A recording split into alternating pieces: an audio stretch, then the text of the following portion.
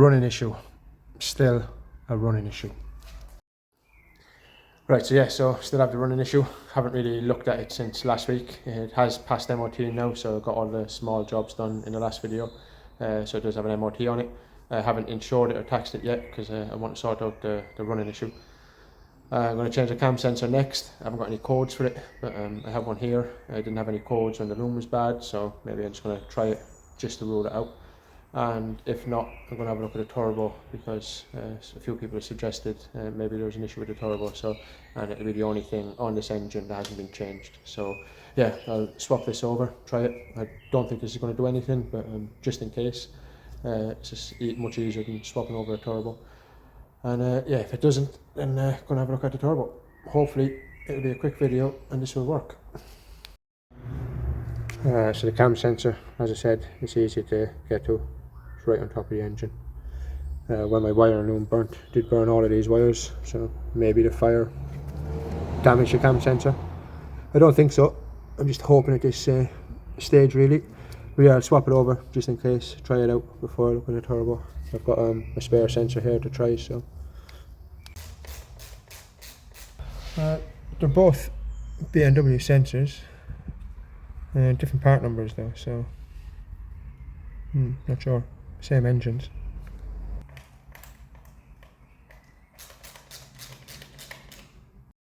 Right, so so cam sensor didn't make any difference, so I'm going to swap over the turbos. We've tested the vacuum on the turbo on the car and it is not putting the correct vacuum. The turbo, I have a spare one, is, so I'm going to swap that over. And hopefully that cures it. Pretty sure it's overboost, so yeah, I'm going to do that now. Right, so you won't be able to see in here, but if you can hear that, that's in and out play on the turbo on the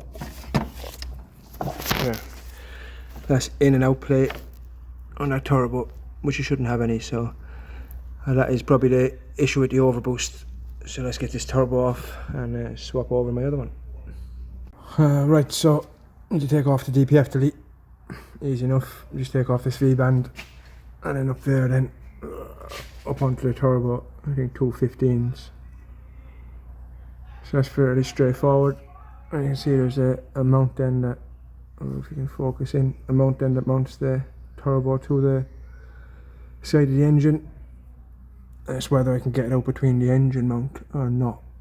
I might need to take the engine mount off. Yeah, let me have a look at that first. Start stripping it down, get this DPF delete off. Right, so DPF delete, or cat delete, whatever you want to call it, that's off.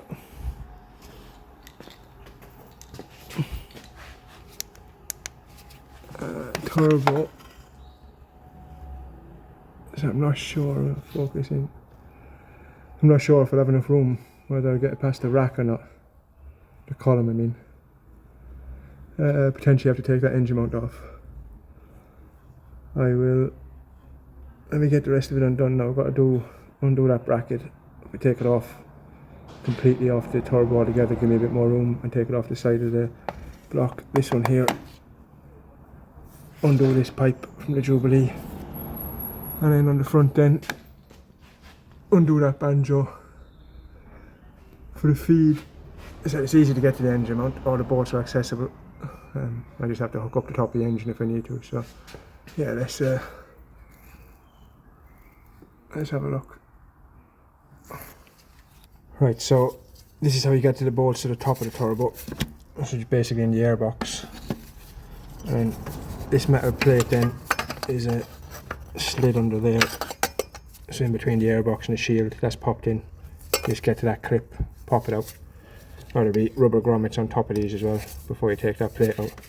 And yet, once you remove the rubber grommets in the plate, if you look down there, then you'll see 3 multi-point 12 mils. So I'm going to take them off. That's all you need to take off from the top. Everything else you should be able to do from the bottom.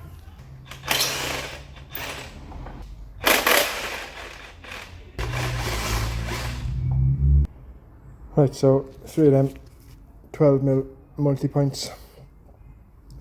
That's the ones through the top of the airbox straight into the manifold. Might be worth getting them hot first, just so you don't risk snapping them. I wasn't too bothered if they snapped. I was putting another turbo on anyway. So, but yeah, maybe get them hot first. They weren't too hard to get off with the gun. So yeah, so they're the only 3 bolts you need to take out from the top. Everything else I can do from underneath. Hopefully I don't have to take the engine mount off. I might be able to squeeze it past the column. I'll have a look now. To be honest, I think I might be able to bring it forward. On the engine I took it off. There was an aircon pump in the way, so that made it a little bit difficult. This one hasn't got an aircon pump, so maybe. Yeah, let's see how I go. Jack it up, put it back in the air, and yeah, let's take it off. And that's the bracket. 3 13s holding that on. Just take out the oil feed now. That's a 13 or a 14 maybe. Boom! Off. Nice one.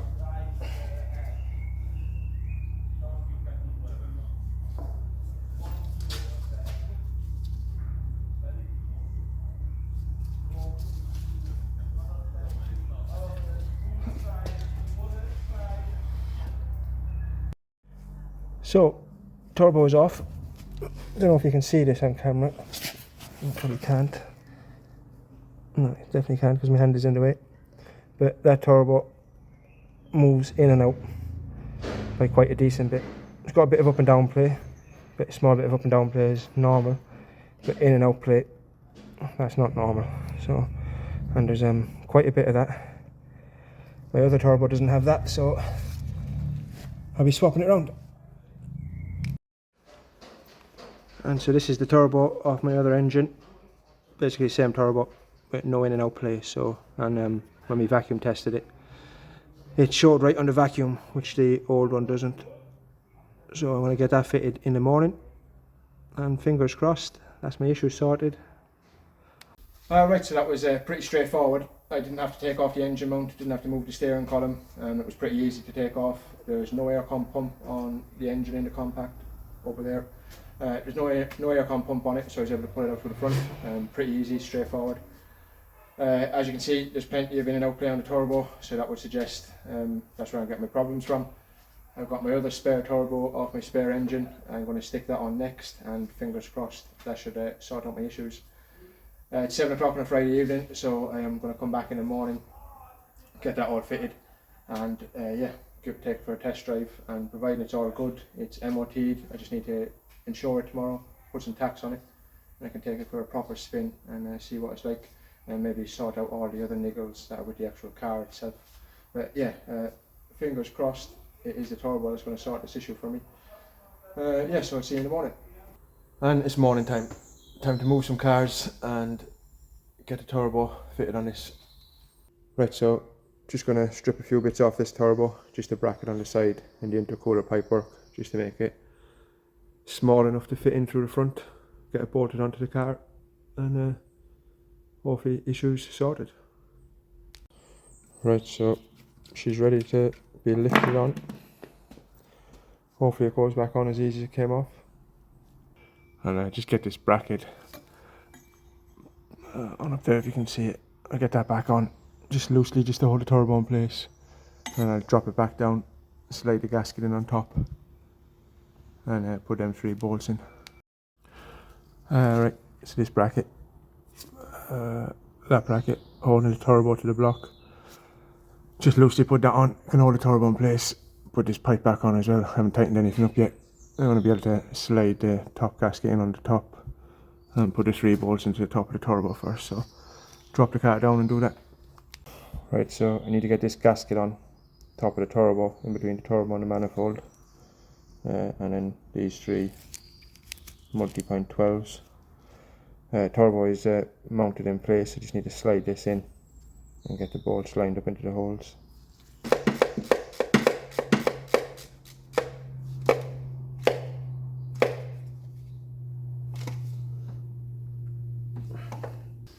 Okay, so that's the main 3 bolts bolting the turbo back onto the manifold. So yeah, this needs to go back in there, slides in between here. I won't be able to hold the camera and put it back in, I don't think. No.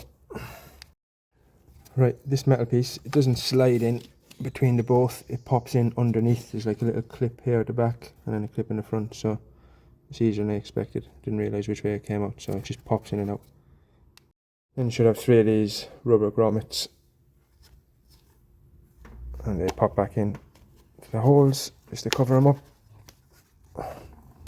Right, so rubber grommets back in, back into the air, and we'll do the rest underneath. Right, so oil feed pipe back on, 14mm banjo. My earth strap is back on, that's where I have it to the side of the block.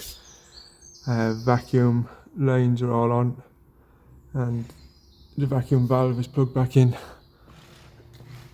Just come around here, so I just need to do up the Jubilee clamp on that oil return and tighten up that bracket that holds the turbo to the block, and then it'll just be a matter of getting the DPF back on, DPF delete, cat delete, whatever. So this next. Right, so turbo replaced, and it's still done it on idle. I've taken it for a drive and it hasn't done it since, so not sure. Going to take it for another drive and take it for a bit longer of a drive and see what it's like. I have hit the limiter a few times just sitting on idle since, and it's been alright, so it's a bit disappointing that it's done it once, because obviously if it's done it once, it's still in my head that it's still there and it's something else causing the issue, so I can't really see what everything else has been changed. So yeah, let's have another look. Okay, so potentially cured. It hasn't done it since. As I said, I've done it once or twice when I first started it up.